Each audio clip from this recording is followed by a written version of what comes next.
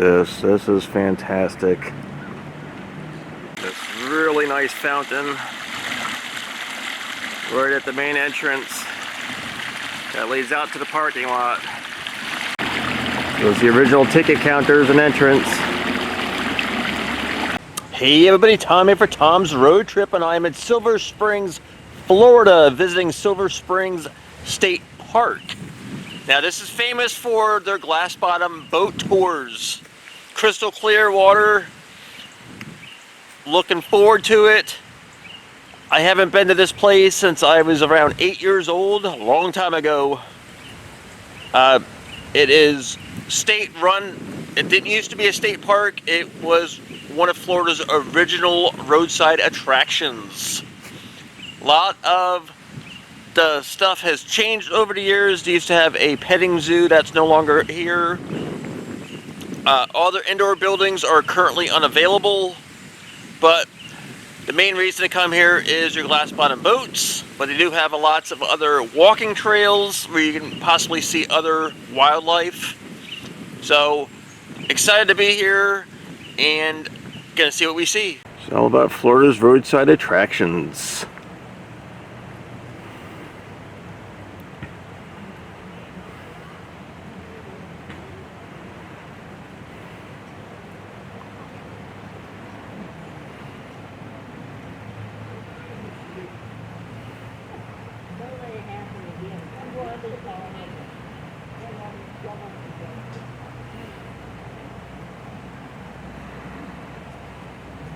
Postcards from the past.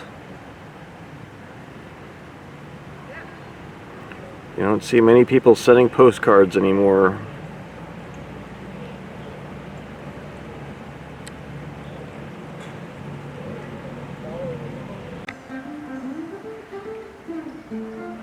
Gonna be going on the glass bottom boat.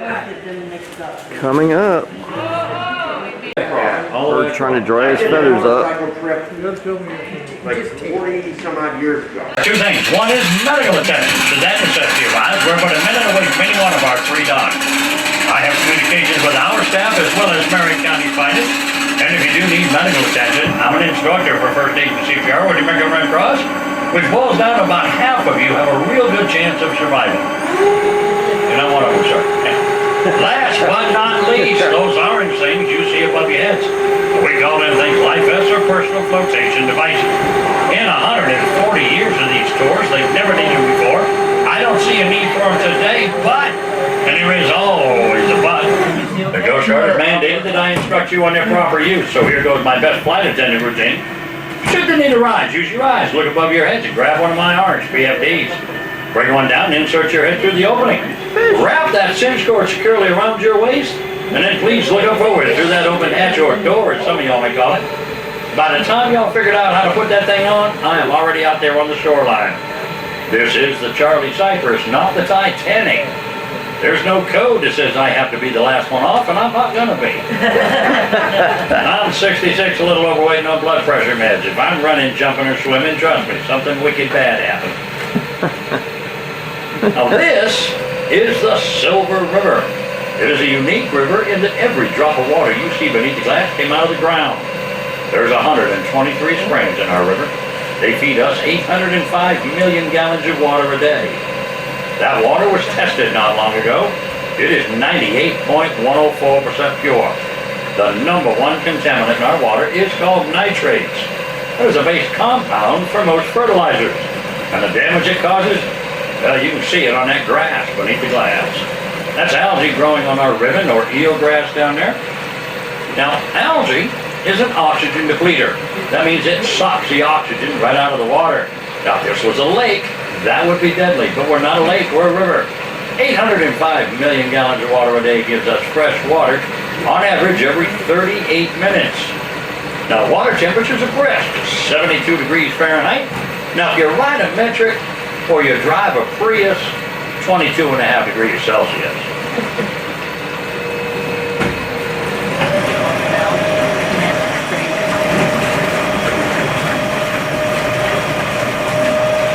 All of that water comes out of holes in the ground we call spring vents.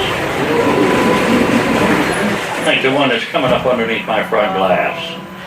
This particular first spring event we call the Spring of Stars. And we call it that because dignitaries and people who are full of themselves would come over here, sit here for a minute, and then go back to the dock. And by people, dignitaries, them important people, and people who are full of themselves, usually jaguar fans. Those fish you see right there, those are called piranha wannabes. Yeah, they're actually called bluegill. They're problematic for us.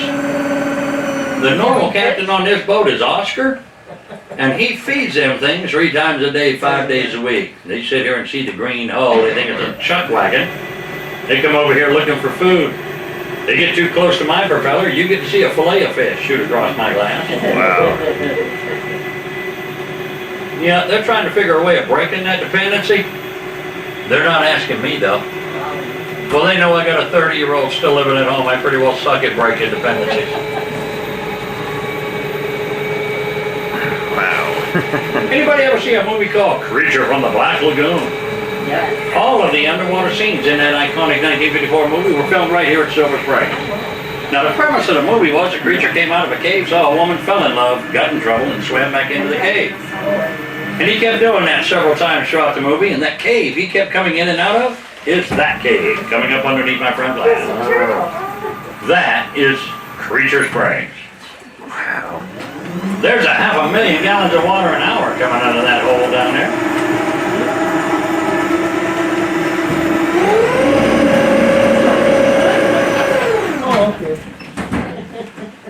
Wow. Now that particular spring vent there is called a horizontal, like the first one. I'm going to show you vertical. By that I mean it's just a hole in the ground. But as hole in the ground goes, it's the largest vertical freshwater spring vent in the state. A little over 400,000 gallons an hour coming out of it. Now, if you'd been here before, you might have heard it by its old name. It used to be, or used to was, the bridal chamber. We can't call it that anymore. This is the abyss. I'm not really sure why they felt the need to change the name, because if you think about it, abyss and bridal chamber mean the same thing in this neck of the woods. 2 divers actually dove down into that crevasse back in 2013 to survey the area. It's 81 feet deep. You go down, now it's not as precarious as it looks. You go down about 20 feet and it slopes over to the right, opens up into a huge chamber down there, 39 feet in diameter at its widest point. The white you see, some people think it's air bubbles. Those are just shards of the limestone, which is what the aquifer itself is. A huge porous stone that allows liquid to flow through it. Now those divers came back up, the divers come in once a month. They'll be here, by the way, next Friday, or Sunday. They do things like clean the glass on the bottoms of our boat. They'll clean the relics, the wreckage, and the statues. The wreckage they pretty up when they're here is that wreckage you see beneath us. That is from a barge, a lumber barge, that caught fire back in 1866. Back then there was a lumber center and they didn't want the whole place to burn down, so they took it off and kicked it down here. And it burned to the water line and sits here 153 years later. 55. They do something else while they're here too. They pick up trash. Anybody want to guess what the #1 piece of trash was they picked up here? Plastic. Plastic. What? Plastic? What kind of plastic? Water Who said water bottles up there? No. A beer can. Oh, where's beer cans? Oh. No. It's only a 30-minute trip, I'll just tell you. Cell phones, water bottles, beer cans, soda cups, coffee cups, Lay's potato chip bags, and your tickets even will float for a while. We pick them up. These don't float, but we do know where they come from. They come off of kayaks, canoes, and paddle boards. And we know that because they're in those clear plastic, waterproof, but don't float bags. Oh, yeah. You got one of these and you're on one of those, shell out another $2.98 and get you one of them GoPro floats. It'll save you a lot of embarrassment. I don't mean the kind you get from losing your phone either. I'm talking about the kind you get when we find them. There's some pictures on some of y'all's phones. Off to the right is Bird Island. Yeah. There's a male anhinga right there on that stump of the branch. You notice he's got that straight pointed beak? And if you look up in the trees, yes sir, I'll get to it in a minute. I'll be there in a second, don't worry. It ain't going nowhere. The birds you see up in there, up in the trees, are called cormorants. C-O-R-M-O-R-A-N-T. And off to the right is Al. He's about a 9.5-foot alligator. Now I'm going to do a 180. Or actually, I'll do a 360 in total here. Wow. Just so you know, Al's there because those birds teach their young how to fly just like robins and cardinals do. They'll kick them out of the nest. If they fly, fine. If they don't, they float. If they float, he gets Kentucky fried. Wow. Anybody know how to measure the length of a living alligator? Very carefully? Very carefully is number 2. No, the number 1 answer is from its eyeball to the tip of its snout. That distance in inches will correlate to its length in feet. Now I'm going to do a 180 here. Get her a chance to take her picture. The people on this side as well. Now Al, he's not very happy right now. You see the white blotches on his back? Oh, bird. Yeah. I don't think he's real either. He's not doing it. Now he's about 9.5 feet. That's the best I can do for you folks, because to be honest with you, I don't have enough testicular fortitude to get out there and measure it for you.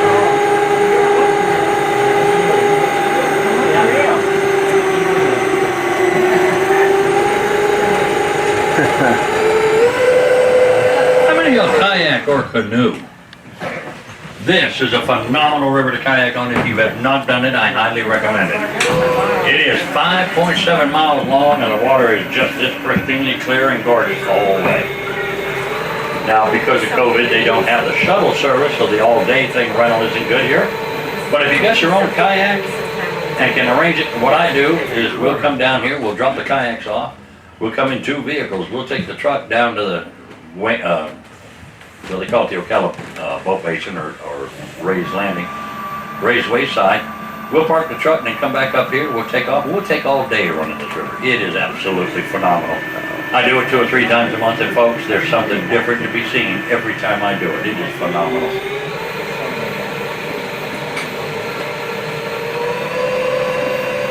We do have a 1, 2, and a 2-hour loop here that you can do it now on the rental units.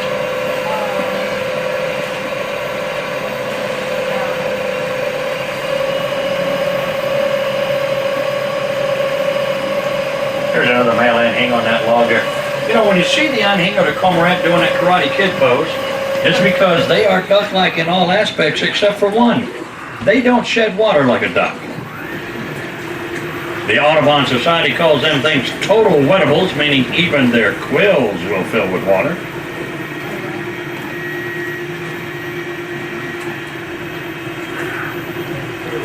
Well, you like turtles, sir? No? They're okay. Okay. I was going to ask soup or stew, but I guess it don't matter. This area here is called the Springs of Life, and they call it that because back in 1952. What was that? Turtle. Turtle. I got them digging holes in my yards. I don't get excited. Back in 1952, aerial photography took pictures of the springs, and the spring I'm coming over now, well, back in 1952, it was the perfect shape of a heart. You can still see some of the basic shape even after 70 years of erosion.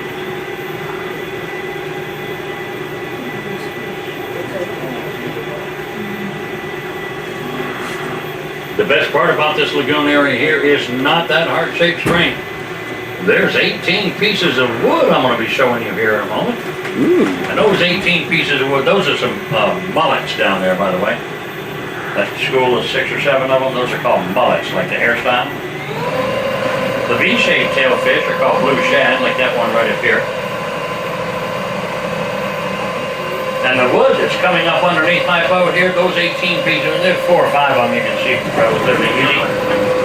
Those 18 pieces will fit together and make up a 63-foot long dugout canoe. Now, 63 feet identifies it as a royal or ceremonial dugout. But the best part about that wood down there is its age. It's been carbon dated to being in the neighborhood of 590 to 620 years old. That means it's not Seminole, it's Temecula. The Timucua were Native American tribes that lived here, some say as far back as 1,100 years ago, all the way through a year that we do know. That's 1821. That's when Spain evacuated Florida. And when the Spanish left, the Timucua had been fighting the British and then Americans for a little over 300 years. They decided to leave with them. So they packed it up and moved. There's a huge bowfin down there. Yep, they packed up, immigrated to the island of Cuba, and assimilated into the population. That made their bloodline as a race of Native Americans go extinct. But that is not their footnote in history. Their claim to fame is what they accomplished in the early 1500s. They took the remnants of 11 tribes of Native Americans and runaway slaves and built the most powerful entity here in the peninsula. They called themselves the Seminole. Didn't take us long to butcher that all up and start calling them the Seminoles. They were all powerful here through the year 1830, and we'll get into what happened to them then when we get around to the Osceola area. Anybody ever hear of a football team up in the Panhandle called the Seminoles? Oh yeah. And y'all know how they got their name? Good. The president of the university negotiated for the privilege, and the price they pay?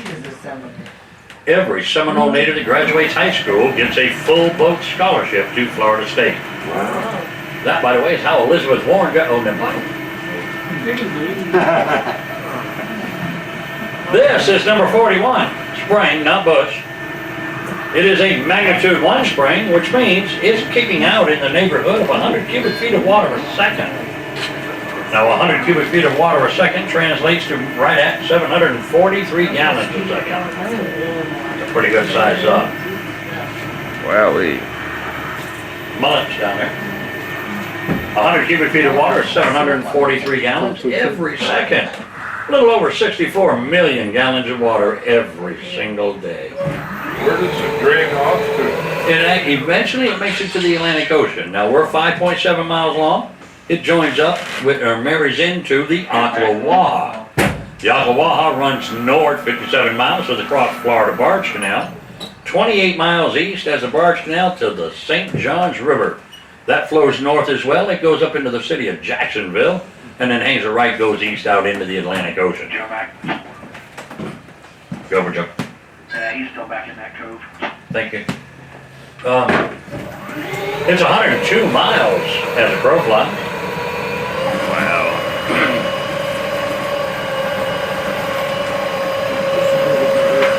Y'all scared all the lizards off. There's two right there. Yeah, I see them now. Oh, they're talking right. On my left are 2 alligators. Right. They were up front. There's 2 of them right there on our left.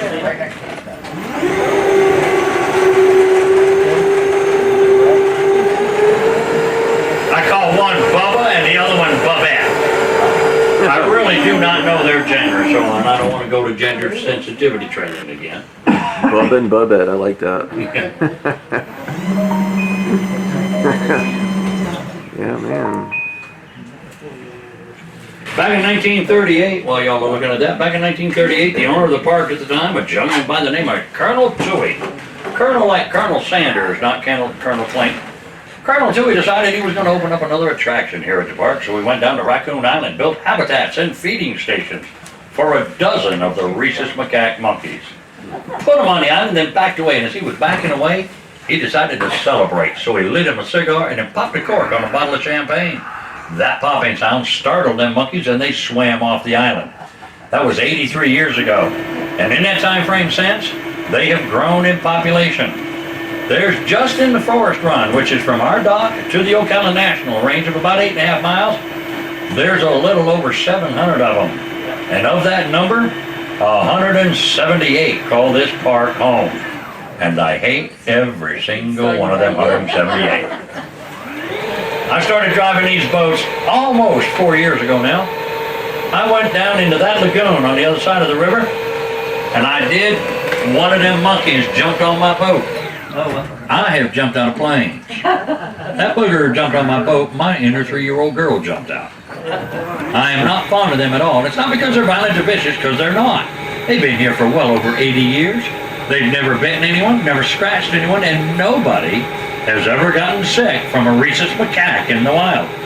But we call them things feces flingers, and I am not fond of being flung upon.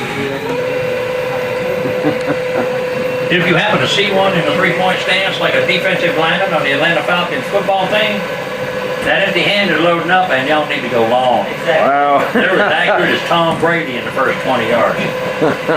Jeez. Oh, and folks, don't feed them. If you feed them, they will follow you home, and that is not a good thing.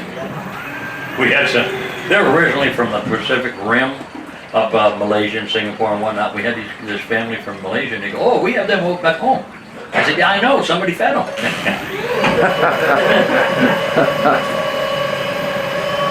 No, they didn't. I remember like 2008, I think it was, they captured 6 of them in my backyard. I lived in St. Pete on Denver Park, and they caught 6 of them in the park there. I'm not too sure that I'd ever become fond of them. The bad thing about them here is they're kind of cute and cuddly and all that, but don't cuddle them. The worst part is that not only do they take whatever you've got that's edible, they eat birds' eggs. And it would be okay if it was on-hanger and cormorant eggs, but unfortunately, they've been videotaped surveillance systems over our bald eagles, our hawk, and swallowtail chitin eggs. Oh no. So they're trying to figure a way of kind of curtailing that particular invasion of nature.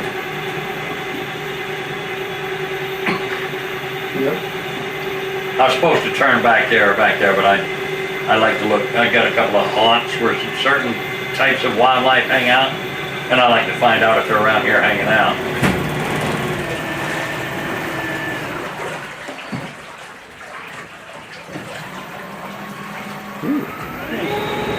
Yeah, it's out here hanging out. In the water, about 20 yards ahead of me right now, and as I get closer, there's a manatee just snouted right there.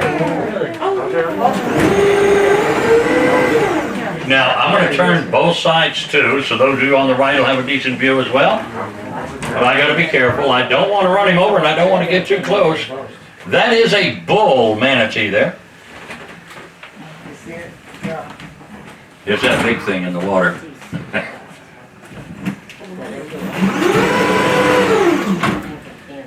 Oh yeah.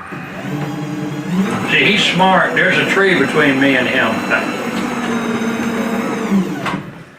That white mark you see on his back, that is from a boat strike. Not a propeller, but a boat itself. He got hit, looks like a pontoon boat struck him. I will be doing a 180 here. For those of you on the right-hand side, you'll have a much clearer view here in just a second. 2.5 months ago, give or take, we had a baby born here. We have 6 of them that live here year-round. Now, we're hoping to see it, but there's another baby we think is either born or near it, because last Sunday, 10 days ago actually, we had a female that was acting erratically. She was pregnant. All females act erratically when they're pregnant. And that particular one also had a maroonous tincture in the mud that she was kicking up. So they're thinking that it's getting in the mood of having a baby. And that booger's hiding behind some branches. I can't get over there. There you go. See a shadow all over the front. Is that it? Right? Yes, if they're out in open water, we can That's it. finesse where they will come out under the boat. There's legal ways of doing it, because you're not allowed to run them down. That literally is against the law. But if we would pass them, stop our boats, and as long as we're not making noise like the motor vibrations, they don't care. They'll go, if we're in their way, they'll go under us, and they do that a lot. The only real rule that we follow specifically, because we don't run them down, see, he just came up for air. There he is. We are very careful about being on top of them, because if you're in one of those things, it will not rise, even if it's a kayak, to come up and get air. They start getting thrashing. In other words, they get mad at you. Nobody's been hurt by a manatee, but what they'll do is they'll skyrocket out of the area. you an idea, that booger right there was up alongside of our dock from 7:30 till right at 9:30, 9:45 this morning. Oh. It came down here, and it stayed here, so we were able to come over and show it off. There's a great heron here on my left. Oh yeah, those are beautiful birds. Not to be confused with the little blue. Little blue's little.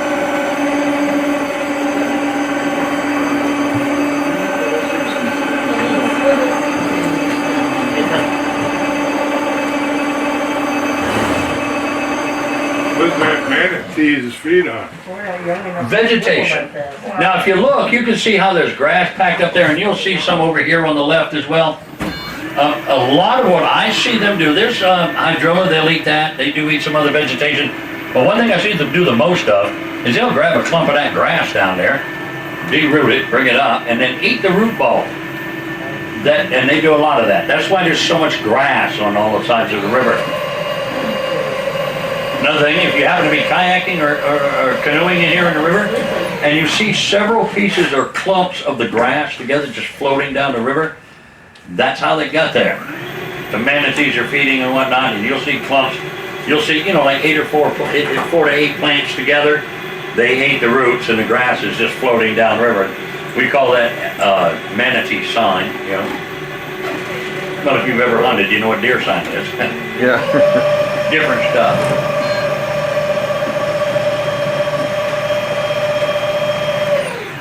I gotta coast through here because it's kind of shallow. The river's been used for a lot of movies. 4, almost 5 years now. 1916 was the first movie called The Seventh Swan. They've done an awful lot of movies since, including 6 of the Johnny Weissmuller Tarzan movies, 3 James Bond movies, Moonraker, Thunderball, and Never Say Never Again. Doris Day did Scenes of the Glass Bottom Boat here. Smokey and the Bandit 3 with Burt Reynolds and Jackie Gleason.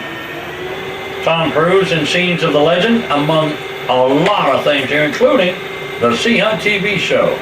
They had 6 of those episodes filmed entirely here, and 9 of them have what's called credited footage.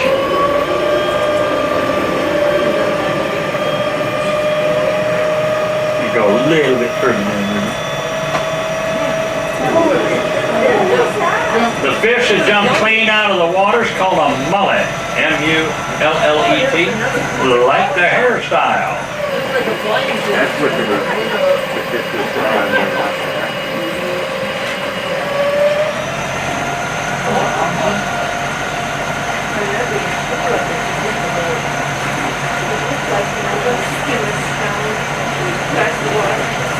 If you look straight ahead of us here, you'll see a piece of land, water on both sides. That's actually Raccoon Island. We call it Monkey Island.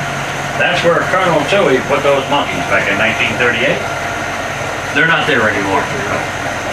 I've only seen them on the island once since I've been here, and that was because somebody was throwing food at them, which, by the way, is a no-no.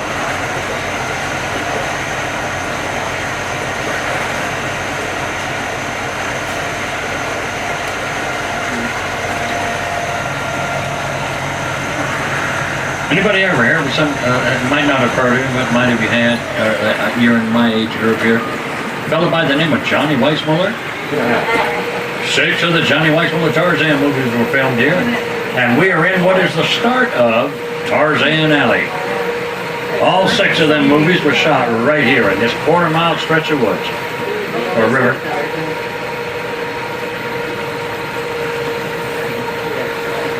I always wondered how you could see Tarzan swinging through the trees in a jungle.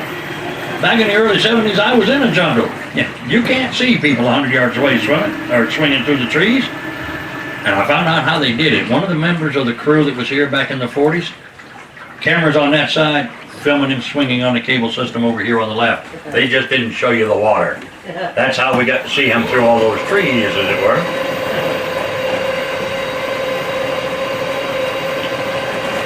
Back in 1959, a guy by the name of Jerry Lewis did a movie here called Don't Give Up the Ship. Now, the prop that they used in that movie is still here. So technically, Don't Give Up the Ship did just that. And it's going to be somewhere underneath my boat here as I drift through. I've never been able to nail it. I don't come down here enough to see it because we're not, this is the 30-minute boat. It's not really supposed to be here.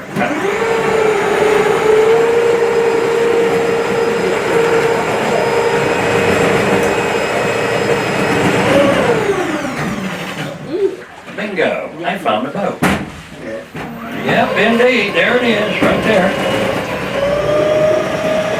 That's from that 1959 movie, Don't Give Up the Ship, with Jerry Lewis. Wow. The chair you saw there, that's not part of it.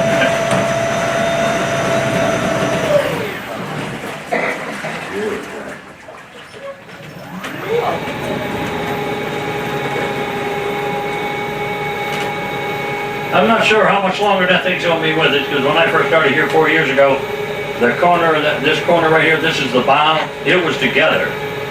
And now that starboard side is laying flat. So I'm not sure how long that's gonna be with us anymore.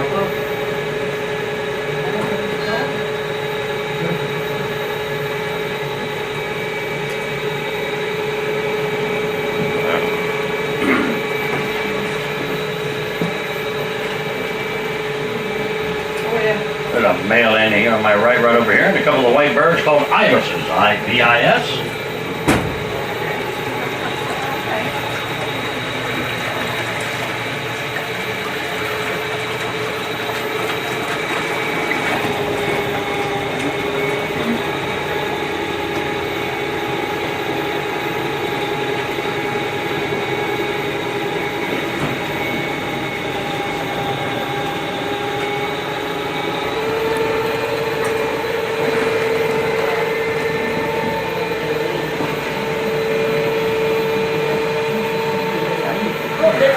What is it? Big turtle. Oh, God. Going back there. There's some blue shad flying underneath us right there.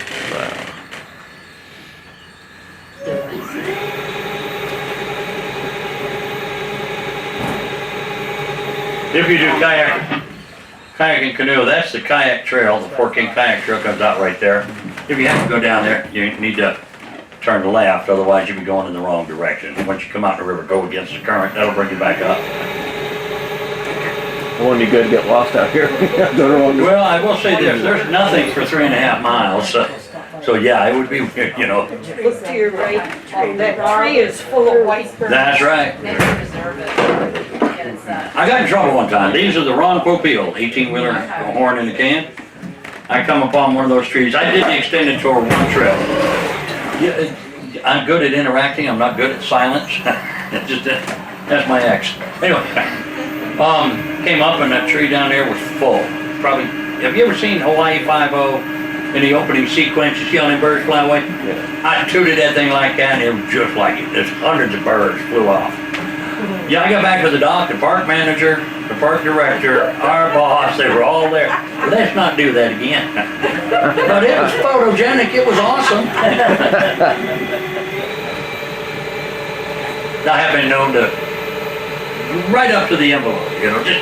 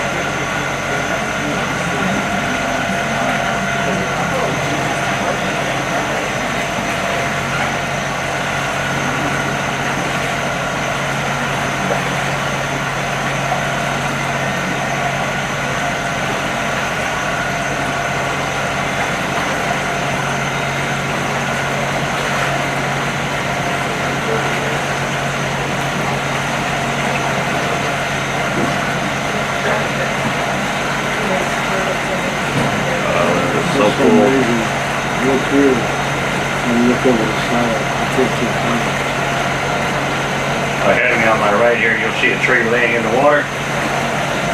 Coming down anyway, there was a few turtles on that tree. I can get a little bit closer to it. The turtles are the red and yellow-bellied sliders. See how many are on that area now.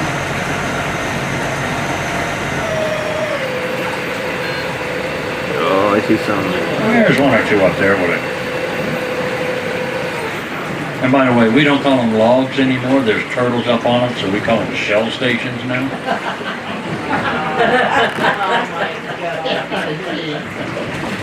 Okay, I will admit that goes over better with a boatload of kids, but now if you look, you'll see one of them turtles is a dark, shiny shell. The others have what looks like chia pet stuff on it. That is not. That is algae, just like what's on the grass beneath the glass. And in the water on the left over there, to the other side of that flotsam, is about an 8-foot alligator. Yeah, see it right there? Shoot him up, yeah, shoot him up. If you want some alligator tail, go to Gator Joe's down at Lake Weir. That's where they put alligators down, that's where they go. That's probably about 6 foot. Yeah. I was looking for just an instant. Oh, no. We had some girls, young girls on the boat one day, and the first thing the girl said was, "Do you have crocodiles here?" And I went, "No." She goes, "Good, I'm scared of crocodiles." I said, "Okay." Coming back up, we went alongside of that concrete wall you saw, and I went, if you look off to the right, you'll see George, who sometimes lays up on that thing. And she turns around and looks at George, and she screams. And when she screams, it opens his mouth. Oh my God, she went to look. She said, "You lied to me, you lied to me, you lied to me." "No, I didn't. You said you were afraid of crocodiles. That's an alligator." Okay, I can hear somebody talking. Not sure if you're talking to me, but I'm inbound. What's the deepest part of this river lake? The deepest part of the river is right now 51 feet. Now, I'll show that to you in a minute, but it's up at that end of the park. You come in here at 7:30 in the morning, when the weather's just right, the water temperature's warmer than the air, there's a fog on this water that is absolutely phenomenal. This is the place to be, I'm telling you. If you camp at all, or you rough it smoothly with an RV, one of the highest rated RV campsites, open camp tents, they even got cabins down at the other end of the park. Phenomenal. And it is awesome to sit out there and look out on the river early in the morning and see the wildlife doing its thing. It just is phenomenal. Off to the right there is the Lloyd Bridges Sea Hunt Docks. If you've seen any episode of that TV show from the 50s and 60s, you've seen Silver Springs, because something of Silver Springs is in every episode. 6 of them were filmed entirely here. 9 have what they call credited footage, but every single one of them got something of Silver Springs in it. If you look on the dock, you'll see what we call the indigenous tourist. We get them by the boatload around here. Now, the left side of the dock where the purple sweater is, that was the executive producer's office area. It had walls at one time. And off to the right was the working dock. Tidbit of useless trivia. 2 years from now, they're going to be having dock areas up in here for people to come in and, because you can get on a private boat, properly licensed and registered, you can come up here. Well, you can't dock, anchor, or anything like that. None allowed to beach up against the bank. They're going to open up a docking area up here where you can come in. You have restroom facilities over in that one building over there and whatnot. They're going to have that up here, they say, by the end of 2022. If you look through the trees right there, you'll see an open building back up in there known as the Black Bear Pavilion. Got that name because back in the day there was a 3,000 square foot chain link cage for our black bears here. They moved them black bears when the state took over. They took them down to the other end of the park. Instead of having 3,000 square feet to sit in, they got 3,000 acres, and they're a whole lot happier down there than they ever were up here. Yeah, and we do know that because there's a whole lot more of them down there than there were ever up here.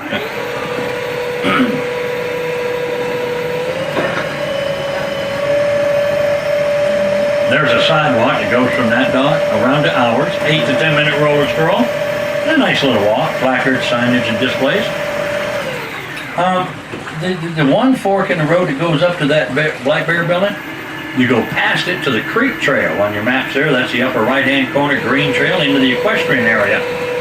That's where we advise caution. If you do happen to go up there, you may see our monkeys, and if you see one of them, remember what I said about 3-point stance and loading up and all that? Yeah. Yep. Here's an ibis right here on my right.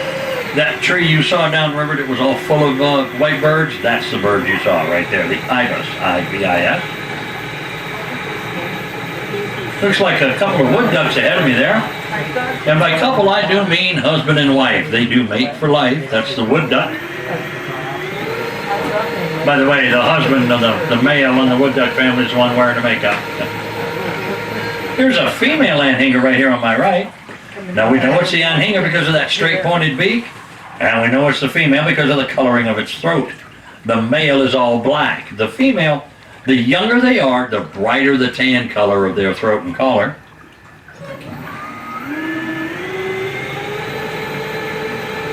There's another fork in the road on our sidewalk. Goes up that big old beige building you see back up in there. That is the mansion. Twin Oaks, I think it's officially called, the Twin Oaks Mansion. They built that back in 1993 as a concert venue. We've had the likes of Reba McEntire, Clint Black, Travis Tritt, REO, Speedwagon, and Willie Nelson, to name a few. Our last concert was a guy by the name of Glenn Campbell. Not his, ours. And that's because right after his concert is when we officially became a state park. Now, state parks are closed from dark until dawn. Kind of hard to have that romantic candlelight or that spontaneous flicky Rick moment at 2 in the afternoon. Unless you're at one of them Willie Nelson concerts, but that's a different tour.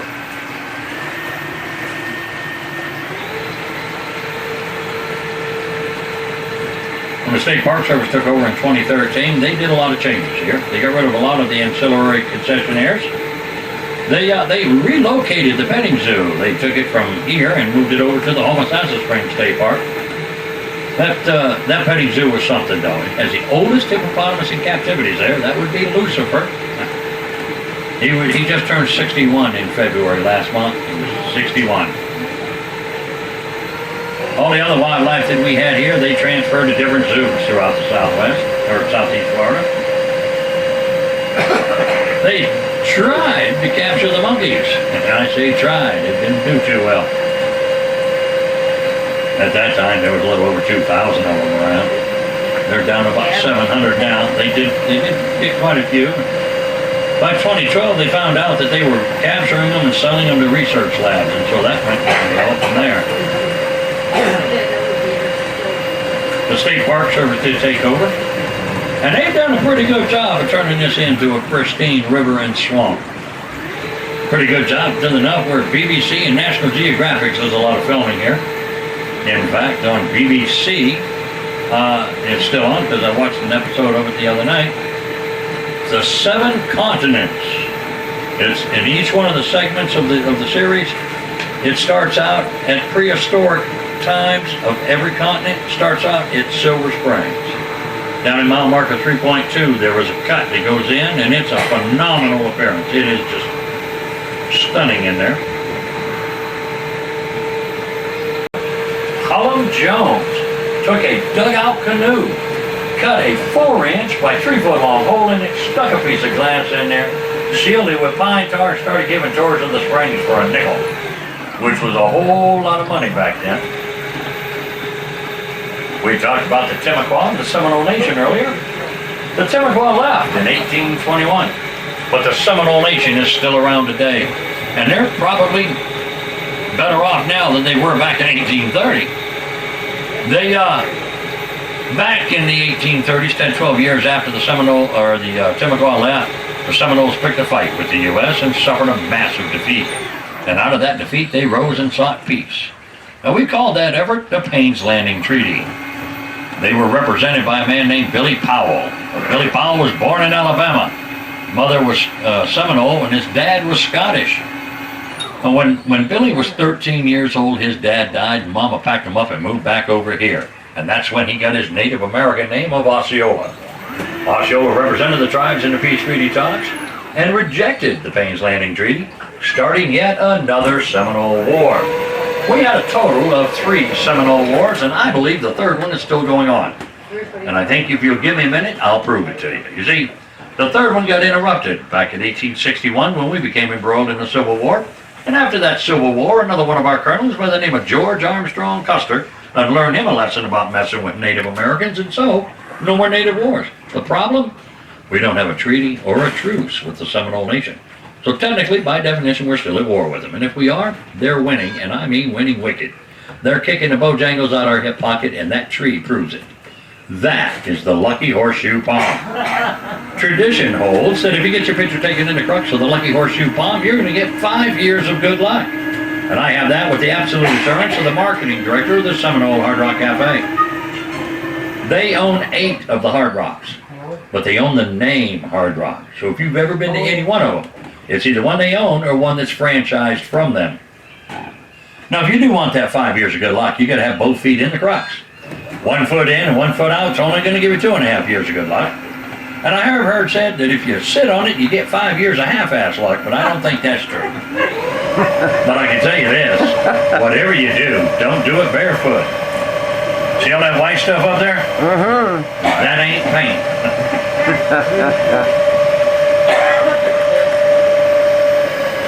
15,000 years ago, this wasn't a river. It was a bubbly little brook going down to the Ocala. Then we had a sinkhole happen here. It occurred at 42 feet deep and 150 feet across. Ripped an opening into the aquifer 6 feet high at its highest point, 57 feet around the circumference, pumping out in the neighborhood of 520 to 550 million gallons of water a day. Right at 21 plus or so million gallons an hour. Here is that sinkhole. What we got down here? There's a bowfin sleeping there. There's some blue shad. The tiger stripe fish you saw with the bug eyes and the Kim Kardashian lips, that was a tilapia. And a hole in the ground, a hole in the wall actually down there, that's Mammoth Springs. It is the largest freshwater spring bend in the Western Hemisphere.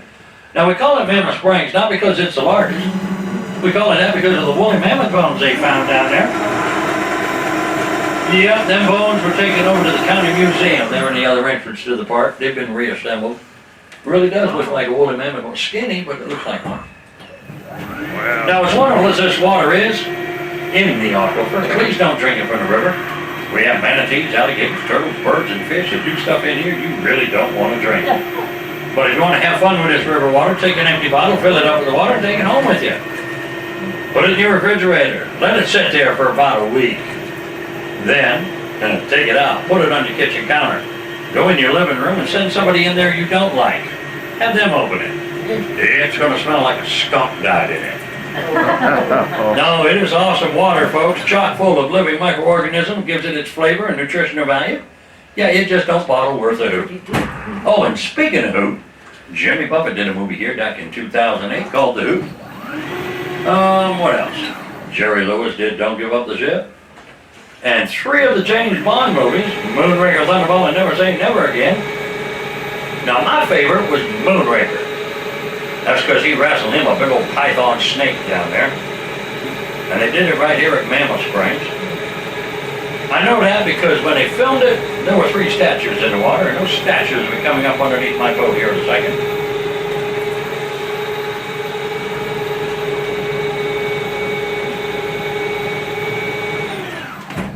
Now, the statues themselves were not brought here for that movie. They were actually brought here for a TV show called I Spy with Robert Culp and Bill Cosby back in 1967. Now, I'm going to do a 360 over a couple of times. When I started working here, they told me them statues down there were named after the Greek gods, Zeus, Hades, and Thor. When they told me Thor, I knew they didn't know Greek mythology, so I renamed them. That one you see on the right down there, bending over backwards, that's Bill. The one in the middle, I call him Harvey. And that one over on the left, leaning left, that's Bill. Yep, it's Bill, Harvey, and Bill. Now, Bill, as in left-leaning Bill, not bending over backwards Bill, but left-leaning Bill, he is the more popular of the trio. Seems he wrote a book with a fellow named Patterson. Statues are 7 feet tall. They're on a ledge 25 feet down. That means there's not but what, 18 feet between us? Oh, by the way, does anybody want a selfie with a Greek god statue? Oh, no. That's Bill Harvey and Bill down there. Those are Florida crackers. The Greek god statues are up in the ballroom up in there.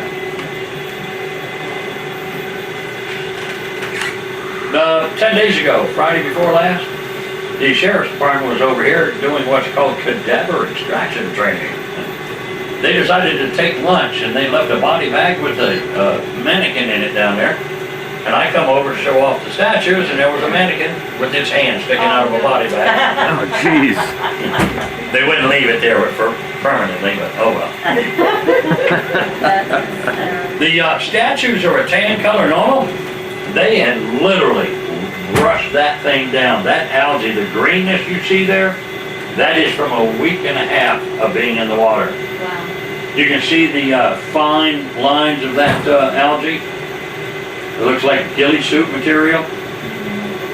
Those statues were completely covered like that. They looked like they were wearing ghillie suits more than once.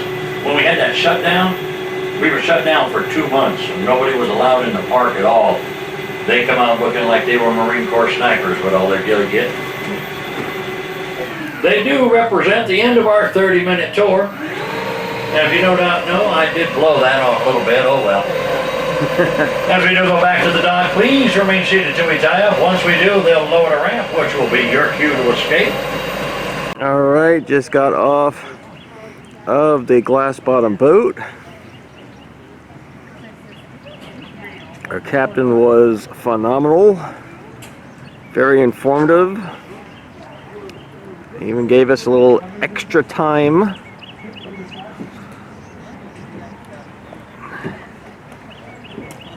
Beautiful crystal clear water. All right, gonna go for a walk on the Ross Island Boardwalk. See, the waterways are very popular with people on kayaks.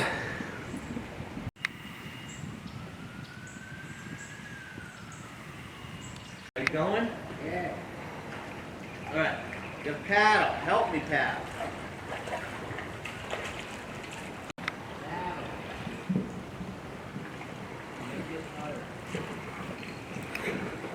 All these trees. And since the state took over operations of the park, they've done a lot of renovating and updates. This is all new. You even have an amphitheater. Of course, it's not being used right now.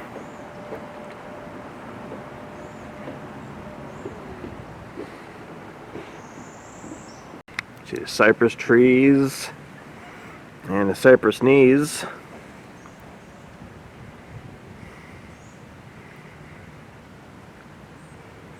Many different ecosystems out here. There's all these elephant ears. So named because they look like elephant ears. Makes sense? Based on the first people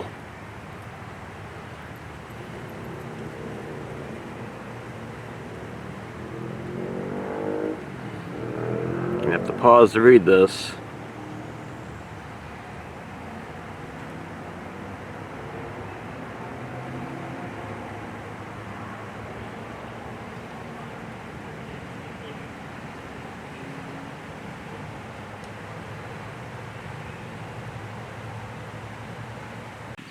Alright, they got this giant turtle painted.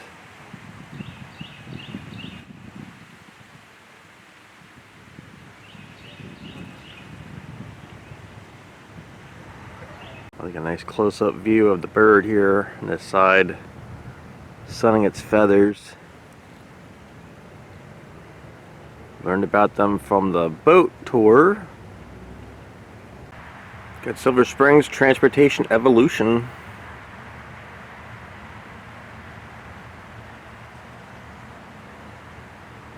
So if you do visit here in Silver Springs, this is our cautionary signage here. Alligators are present along the trails and waterways. And this is a sea hunt deck he was talking about from the glass bottom boat tour.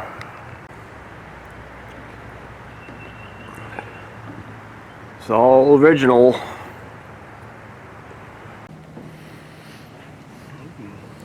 Well, the lower part's the original. Let me rephrase that. This is all about Sea Hunt.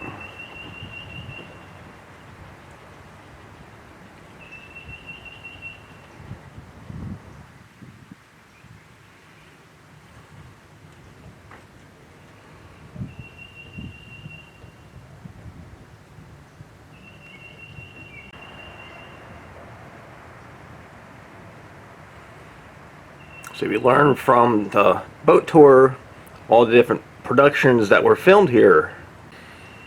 This is all part of the original set.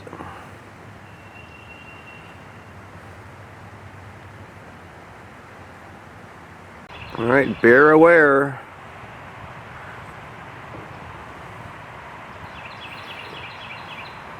See one of the original glass bottom boats that was repurposed into a snack bar or ticket booth. Ticket booth would have been used for the stage. Alright, so from the looks of it, this is where the petting zoo used to be. All the animals were moved to other locations, so there's no longer animals here on property that you can interact with.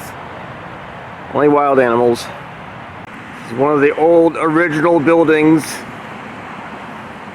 from the park's heydays that is no longer used. Just giving you some information on how they are rehabilitating the area from lawn to lush. They have planted a lot of new landscaping throughout the property. So this is the other main building. Lots of literature on the outside.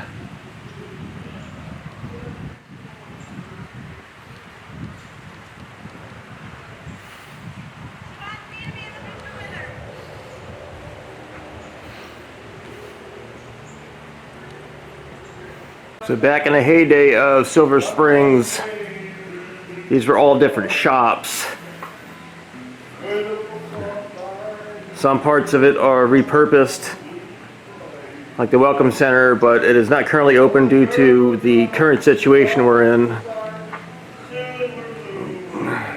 Alright everybody, that was my visit to Silver Springs State Park in Silver Springs, Florida. I had a great time. This place brought back so many memories from when I was here as a child.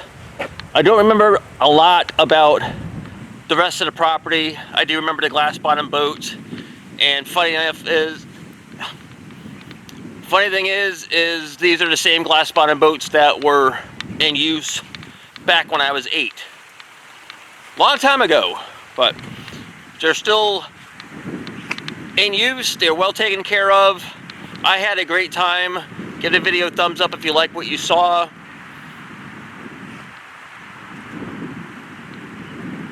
I'm attempting to visit some more state parks as time goes on.